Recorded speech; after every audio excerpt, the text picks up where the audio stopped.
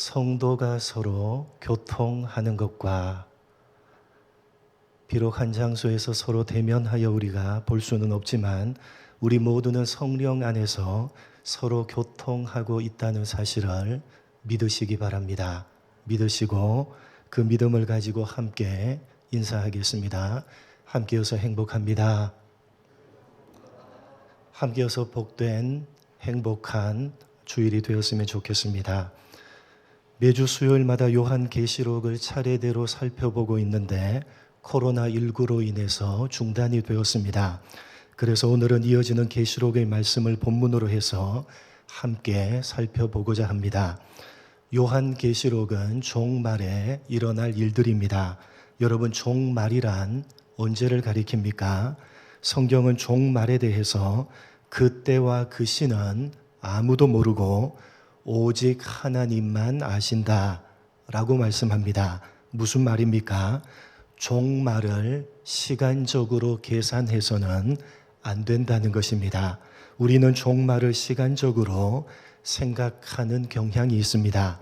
이 세상이 끝나는 마지막 순간, 바로 그 직전에 긴박한 기간이라고 생각하는 것은 종말을 시간적으로 잘못 생각하는 것입니다. 성경이 말하는 종말이란 시간적인 개념이 아니라 순서적인 개념입니다. 여러분, 이 세상은 하나님께서 창조하심으로 시작되었고 예수님께서 재림하심으로 끝이 납니다. 다시 말해서 이 세상의 마지막 순서는 예수님의 재림입니다. 여러분, 이 세상은 전쟁으로 끝이 나지 않습니다. 세계 3차 대전으로 핵전쟁이 일어난다 할지라도 이 세상은 그것 때문에 끝나지 않습니다. 하나님께서 전 세계적으로 전염병이 일어나게 하셔서 그것으로 세상을 끝내지 않으십니다. 오직 예수님의 재림으로만 이 세상은 끝이 납니다. 그래서 이 세상의 마지막 순서는 예수님의 재림입니다. 그 마지막 순서만 남았다라는 것이 성경이 말하는 종말입니다. 그러면 예수님의 재림이라는 마지막 순서 바로 앞에는 반드시 어떤 순서가 있어야 됩니까? 재림은 다시 오시는 것이니까 그 앞에 예수님의 초림이라는 순서가 있어야 합니다. 처음으로 오시는 초림이 있어야지만 다시 오시는 재림이 있는 것입니다. 여러분, 예수님께서 언제 초림하셨습니까? 지금으로부터 약 2000여 년 전 이스라엘 땅에 사람의 모습을 입고 초림하셨습니다. 그리고 33년간의 생애를 마치시고 하늘로 승천하시면서 다시 오겠다, 재림하겠다 라고 말씀하셨습니다. 바로 그때로부터 이 세상은 종말입니다. 왜요? 다시 오겠다 라고 승천하셨으니까 시간적으로 언제 다시 올는지는 아무도 모르지만 다시 오시면, 재림하시면 이 세상은 끝이 납니다. 그 마지막 순서인 재림이라는 순서만 남았다라는 것이 성경이 말하는 종말입니다. 그러니까 예수님께서 승천하신 이후 사도행전이 기록하고 있는 초대 교회 때로부터 지금까지, 그리고 앞으로 시간적으로는 얼마나 많이 걸릴지는 모르지만 예수님께서 재림하시는 그때까지 그 전체 기간을 가리켜서 성경은 종말이라고 부르는 것입니다. 바로 요한계시록은 그 종말에 일어날 일들입니다. 시간적으로 마지막 순간에 일어날 일들이 아니라 예수님께서 승천하신 이후 약 2000년 전 초대교회 때도 일어났던 일들이고 지금 현재도 일어나고 있는 일들이고 앞으로도 예수님께서 재림하실 때까지 일어날 일들입니다. 그러므로 요한계시록의 모든 말씀은 먼 미래에 일어날 일들이 아니라 지금 현재에 일어나고 있는 일들입니다. 2000년 전 초대교회 성도들에게도 그 당시에 현재적으로 일어나고 있었던 일들이고 지금 우리에게도 현재적으로 일어나고 있는 일들이고 앞으로 우리 후손들에게도 그들의 당대에 현재적으로 일어나게 될 일들입니다.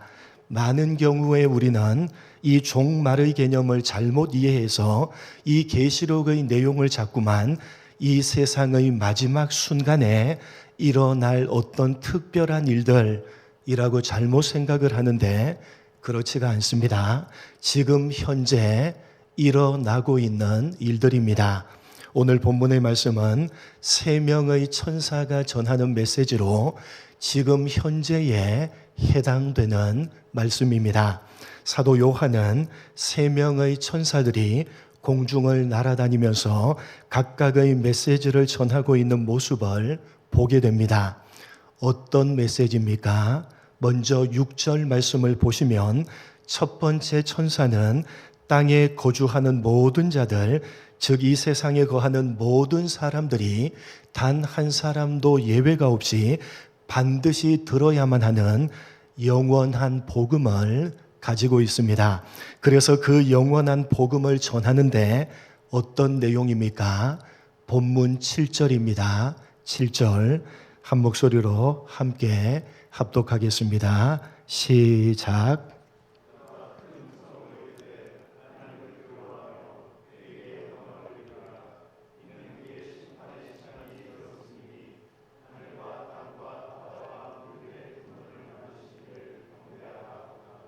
여러분 어떤 메시지입니까? 하나님을 두려워하고 영광을 돌리라는 것입니다. 왜 그렇게 해야 되느냐?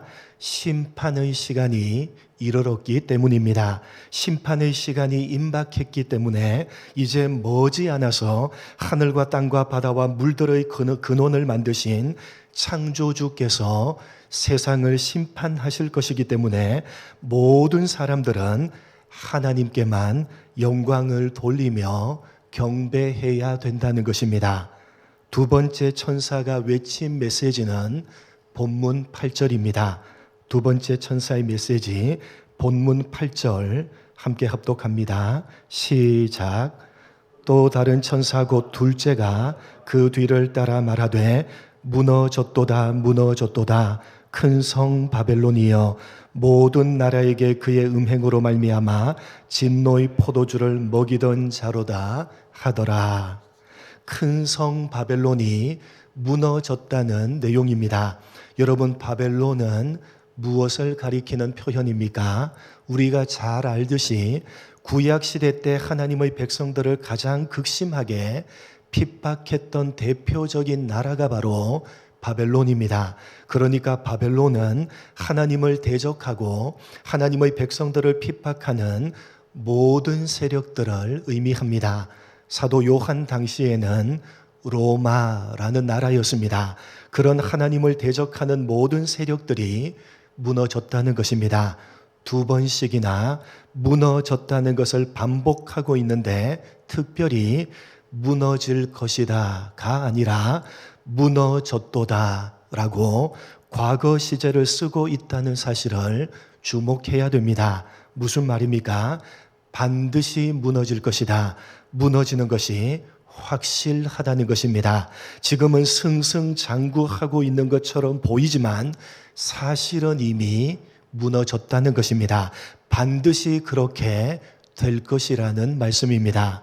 여러분 역사적으로 바벨론 제국을 이루면서 승승장구하며 영원할 것만 같았던 바벨론 제국이 어떻게 되었습니까? 한순간에 무너져서 지구상에서 그 흔적조차 사라져버리고 말았습니다. 이 계시록의 말씀을 기록할 때 로마라는 나라는 제국을 이루어서 승승장구하고 있었습니다. 사도 요한이 바벨론이라는 표현을 써서 바벨론이 무너졌듯이 하나님의 백성들을 핍박하는 로마라는 나라도 영원할 것 같아 보이지만 반드시 무너질 것이라고 말하고 있는 것입니다. 그리고 이 계시록의 말씀대로 로마라는 나라도 역시 하루아침에 무너져 버렸습니다. 이렇게 바벨론으로 상징되는 각 시대마다 하나님을 대적하며 하나님의 백성들을 핍박하는 모든 세력들은 반드시 무너질 것이다 라는 것이 두 번째 천사가 전한 메시지입니다. 세 번째 천사가 전한 메시지는 9절 이하에 짐승과 그의 우상에게 경배하고 이마에나 손에 표를 받는 자들, 누구를 가리킵니까? 앞에 13장 마지막 부분에 나오는 짐승의 표를 받는 자들, 즉 세상에 경배하고 세상을 따라서 살아가는 모든 자들, 그들 역시 반드시 심판을 받을 것이라는 메시지입니다. 섞인 것이 없는 진노의 포도주, 다시 말해서 물을 타서 희석시키지 않은 진한 포도주와 같은 긍휼이 전혀 없는 하나님의 진노하심을 받아서 심판을 받게 될 것이라는 메시지입니다. 여러분, 이들 세 명의 천사들이 전한 메시지는 모두 다 어떤 내용입니까? 전부 다 심판의 내용입니다. 하나님께서 하나님을 대적하며 하나님의 백성들을 핍박하는 모든 세력들, 그 모든 자들을 반드시 심판하실 것이라는 말씀입니다. 그들에게 긍휼이 전혀 없는 하나님의 진노가 쏟아지게 될 것이라는 말씀입니다. 여러분, 이렇게 분명히 심판의 메시지인데 왜 그것이 6절 말미에 영원한 복음입니까? 하나님을 대적하고 성도들을 핍박하는 세상과 그 모든 세력들을 심판하신다는 것은 곧 누가 승리를 한다는 것입니까? 결국은 성도된 우리들이 승리를 한다는 것입니다. 그래서 성도된 우리들에게 영원한 복음인 것입니다. 여러분, 세 명의 천사들을 통해서 이러한 심판의 메시지를 거듭 반복해서 들려주시는 이유가 도대체 뭡니까? 본문 12절에 이렇게 되어져 있습니다. 본문 12절, 이렇게 세 명의 천사들을 동원해서 거듭 반복해서 심판의 메시지를 전하고 있는 이유는 바로 이것 때문입니다. 12절 말씀 함께 합독하겠습니다. 같이 읽겠습니다. 성도들의 인내가 여기 있나니 그들은 하나님의 계명과 예수에 대한 믿음을 지키는 자니라. 성도들의 인내가 여기 있다는 것입니다. 무슨 말입니까? 결국은 하나님께서 심판하실 것이니까, 결국은 성도들이 이길 것이니까 인내하라는 것입니다. 주어진 현실을 참고 버티어내라는 것입니다. 하나님의 계명과 예수에 대한 믿음을 지켜내는 사람들이 되라는 것입니다. 여러분, 많은 경우에 우리는 예수를 믿는 보상, 신앙의 보상을 무엇이라고 생각을 합니까? 예수를 믿으면 어떤 보상을 받게 될 것이라고 기대하고 생각을 하십니까? 세상적으로 보상을 받을 것이라고 일반적으로 생각을 합니다. 세상적으로 잘 되고 세상적으로 복을 받을 것이라고 기대하고 생각을 하는 것입니다. 예수를 믿으면 복 받는다. 영적인 복을 받을 뿐만 아니라 사업의 복을 받고 건강의 복까지 받는다. 세상적으로 잘 되는 복을 받는다. 우리는 자꾸 그렇게 생각을 합니다. 그러나 여러분, 한번 생각을 해보십시오. 오늘 세 명의 천사들이 이야기하듯이 이 세상은 심판을 받을 것입니다. 하나님의 진노하심을 받아서 긍휼이 전혀 없는 심판을 받을 것입니다. 아니, 무너질 것이다가 아니라 무너졌도다. 이미 심판을 받았고 지금도 세상은 심판을 받고 있다고 외치고 있습니다. 그런데 우리는 어떻습니까? 이미 무너졌고 이미 하나님의 진노의 포도주를 먹고 있는 그런 세상과 세상의 것들을 많이 가지는 것을 자꾸만 복이라고 생각을 하는 것입니다. 아닙니다, 여러분.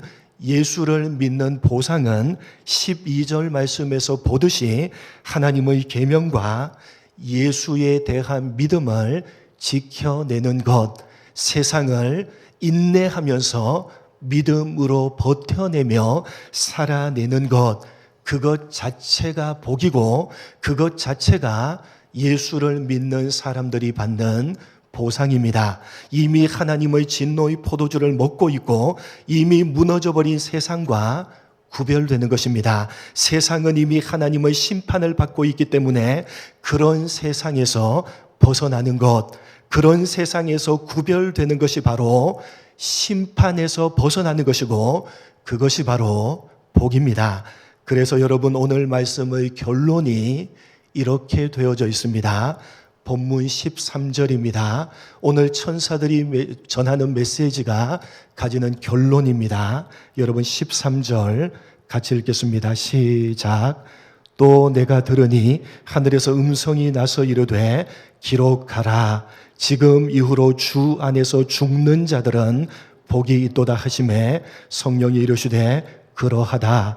그들이 수고를 그치고 쉬리니 이는 그들의 행한 일이 따름이라 하시더라. 하늘에서 큰 음성이 나서 기록하라 라고 말씀하십니다. 여러분 이상하지 않습니까? 지금 사도 요한이 무엇을 하고 있습니까? 하나님께서 여러 가지 상징들과 비유들로 되어진 이 계시록의 내용을 보여주시고 말씀해주고 계십니다.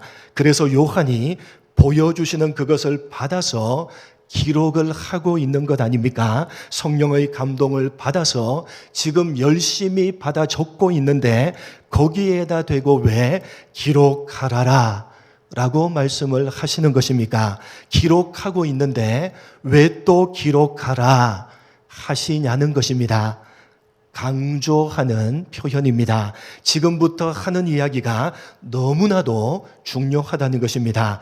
여러분 그 중요한 이야기가 도대체 뭡니까?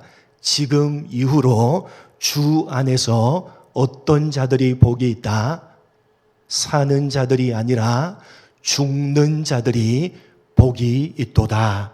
다른 것이 복이 아니라 주 안에 있는 것이 복이라는 것입니다. 이 세상에서 잘 먹고 잘 사는 것이 복이 아니라 오히려 이 세상에서 죽는 것이 복이라는 것입니다. 왜요? 이 세상은 하나님의 진노하심을 받고 있는 곳이요. 이미 심판을 받고 있는 곳이 바로 이 세상이기 때문에 그런 심판받는 세상에서 죽는 것이야말로 하나님의 진노하심에서 벗어나는 길이요. 하나님의 심판에서 벗어나는 것이기 때문에 그것이 바로 복이라는 말씀입니다.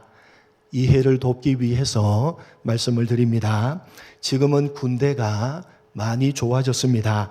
물론 이틀 후에 군입대를 앞두고 있는 오늘 예배에 참석한 우리 청년부의 재광이나 아니면 지금 현재 군 생활을 하고 있는 청년들에게 군대가 좋아졌다라고 말하면 큰일이 날 것입니다.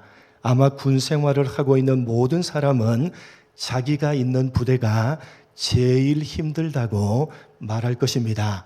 네, 힘들 겁니다. 그러나 예전에 비해서는 많이 좋아진 것이 사실입니다.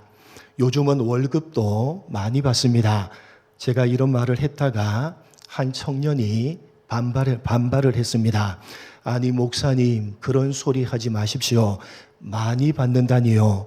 아까운 20대 초반의 나이에 50만 원 정도를 받으면서 자유함도 없이 부대 안에 갇혀서 모든 일들을 다 하는데 많이 받는다니요. 최저 시급의 3분의 1도 안 됩니다.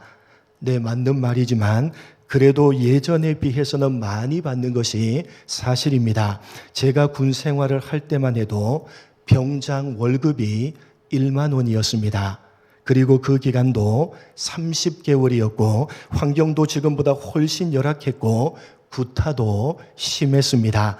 맞으면 밤에 편하게 잤고 맞지 않으면 밤에 잠이 오지 않았습니다. 언제 깨울지 모르니까 자꾸만 여러분 예전에 이런 말을 하면 청년들이 꼰대라고 할 건데 여하튼 그때는 그랬습니다. 그렇게 군 생활을 할 때에 가장 기다리고 가장 소원했던 것이 뭐였겠습니까? 여러분 그렇게 군 생활을 할 때 무엇을 가장 소원하면서 기대를 했겠습니까? 직업 군인을 제외한 모든 군인들의 꿈에도 소원은 통일이 아니라 제대하는 것입니다. 아마 지금도 마찬가지일 겁니다. 제가 군 생활을 했을 때에는 내일 제대하는 사람이 마지막 날 저녁 점호 시간에 후배들을 모아놓고 꼭 이렇게 말을 했습니다. 후배들 가운데 군 생활이 제일 많이 남은 쫄따구에게 이렇게 물었습니다. 야, 너 제대 얼마 남았냐? 라고 묻습니다. 그러면 내 758일 남았습니다. 대답하면 내일 제대를 앞두고 있는 사람이 아주 불쌍한 눈으로 그 사람을 쳐다보면서 야, 나 같으면 자살한다 라고 했습니다. 그러고는 다음날 아침에 모든 부대원들이 박수를 치면서 일렬로 도열해 있는 그 사이를 지나서 부대 밖으로 나갔습니다. 그 모습을 보면서 모든 부대원들이 부러워하면서 나도 언젠가는 저렇게 제대를 하겠지라고 하면서 스스로를 위로했습니다. 여러분 무슨 이야기를 하고 싶은지 이해가 되십니까? 우리는 이 세상에서 살고 있습니다. 이 세상은 이미 하나님의 심판을 받고 있는 세상입니다. 그래서 우리가 가장 사모하고 소원해야 되는 것은 이 세상에서 제대하는 것입니다. 여러분 군대에서 모자 창에 물을 묻혀서 각을 잡고 전투화를 물광 심지어는 불광까지 내고 전투복을 칼같이 다려서 입고 고무링을 늘여서 폼을 재고 그때는 그렇게 하는 것에 목숨을 걸었습니다. 저는 논산훈련소 조교로 군 복무를 했기 때문에 특히 그랬습니다.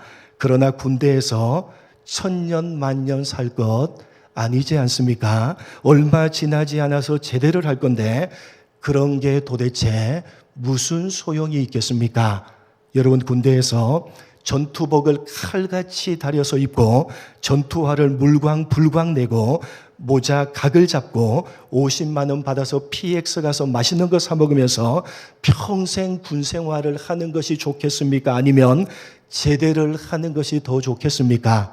물어볼 필요가 없을 것입니다.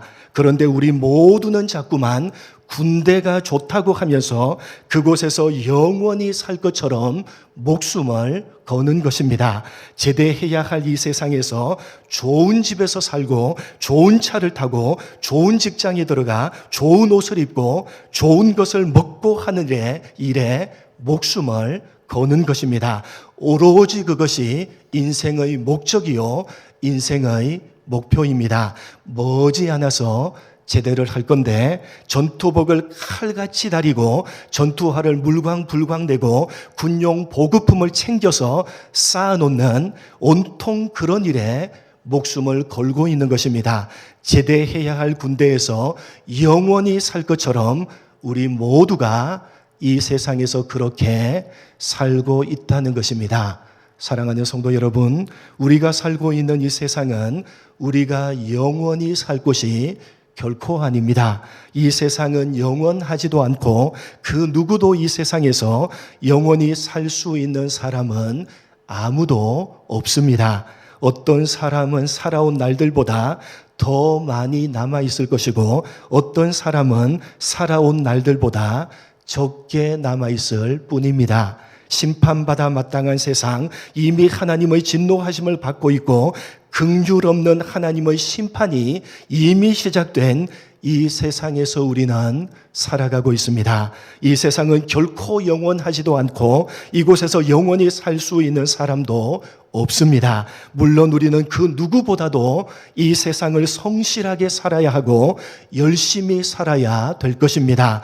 그러나 세상이 전부인 것처럼 이 세상에서 영원히 살 것처럼 그렇게 살지는 말아야 됩니다. 왜냐하면 우리는 이 세상이 전부가 아니라는 사실을 알고 있는 사람이요 영원한 하나님의 나라가 있다는 사실을 믿고 있는 사람이기 때문입니다. 여러분, 주 안에서 죽는 자들은 복이 있다는 사실을 잊어버리지 마시기 바랍니다. 세상에 속한 것들을 더 많이 가지고 더 많이 누리는 것이 여러분 복이라고 생각을 하십니까? 아닙니다, 여러분. 칼같이 달인 전투복, 물광불광 낸 전투화가 제대할 때 도대체 무슨 필요가 있겠습니까? 여러분, 제대할 때를 준비하면서 사시기 바랍니다. 군 생활은 잠깐이고 제대해서 살아갈 날은 깁니다. 이 세상에서의 삶은 잠깐이고 그 이후에 하나님의 나라에서의 삶은 영원입니다. 여러분, 영원히 군대 생활할 것 같이 그렇게 살지 마시고 제대를 준비하면서 영원을 준비하면서 사시기 바랍니다. 여러분, 코로나19 사태로 인해서 교회당에도 마음대로 나오지 못하고 있습니다. 마음대로 예배할 수도 없고 찬송할 수도 없고 마음대로 소리치며 기도할 수도 없습니다. 여러분, 하나님께서 왜 이런 일들을 우리들에게 허락하시는 것입니까?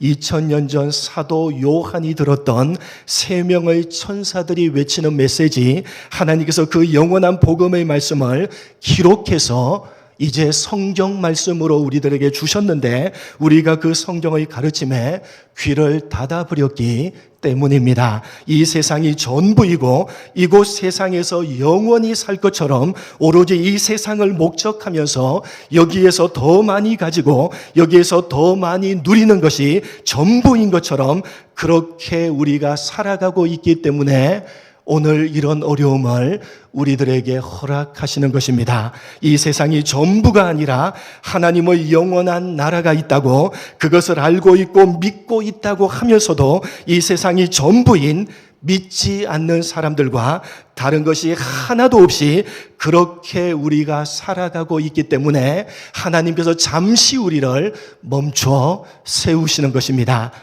그래서 이렇게 잠시 멈춰 서게 하시고 다시 한번 성경의 가르침에 귀를 기울이게 하시는 것입니다.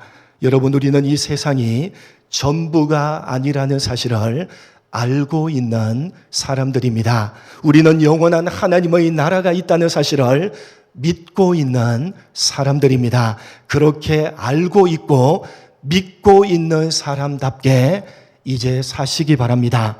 살아가고 있는 삶의 자리에서 더 이상 세상의 논리가 아니라 말씀의 논리를 따라서 살아가려고 몸부림을 치시기 바랍니다. 이 세상이 전부가 아니요 영원한 나라가 있다는 사실을 알고 있고 믿고 있는 사람으로 세상이 전부인 줄로 알고 있고 믿고 있는 사람들과는 조금이라도 구별되게 살아가시기 바랍니다.